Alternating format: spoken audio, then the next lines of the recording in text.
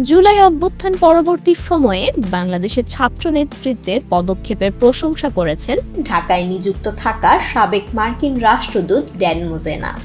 তিনি লিখেছেন, এনাফ বা যথেষ্ট হয়েছে। এমনটা ঘোষণা দিয়ে নিষ্পেষণকে দূরে ছুড়ে দেওয়ার ক্ষেত্রে বাংলাদেশের ইতিহাসে এটাই প্রথম ঘটনা নয়।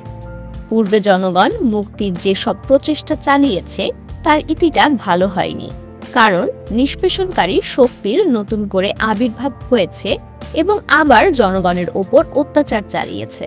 দেশ জুড়ে তোলপাড়, ওয়ালটন ফ্রিজ কিনে আপনিও হয়ে যেতে পারেন মিলেনিয়ার। আমি মনে করি এবার বিষয়টি ভিন্ন হবে।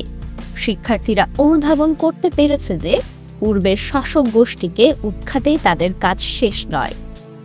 এটা হলো একটি নতুন বাংলাদেশ গড়ে তোলার জন্য তাদের যে বিরাট লক্ষ্য আছে তার একটি মাত্র পদক্ষেপ।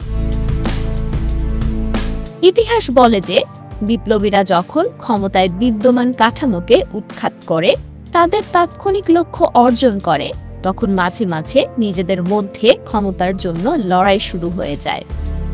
ঢাকার ইংরেজি দৈনিক ডেইলি স্টারে এক কলামে তিনি এসব কথা লিখেছেন।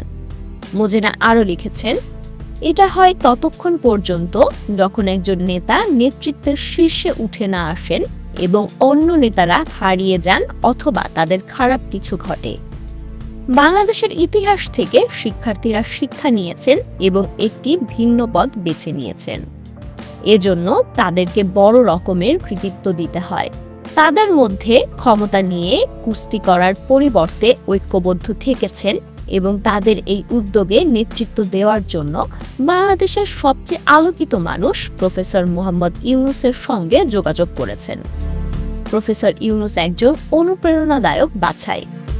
তার কোনো ব্যক্তিগত রাজনৈতিক এজেন্ডা নেই। মোজেনা লিখেছেন, আমি বাংলাদেশের জনগণের ওপর আস্থাশীল যে অন্তর্বর্তী সরকারের অংশীদারিত্বের অধীনে এসব চ্যালেঞ্জের জয় বেরিয়ে আসবে। তাতে নির্বাচনী সংস্কার বেরিয়ে আসবে, যাতে নাগরিকরা অবাধে বাংলাদেশের গণতান্ত্রিক প্রক্রিয়ায় অংশ নিতে পারবেন।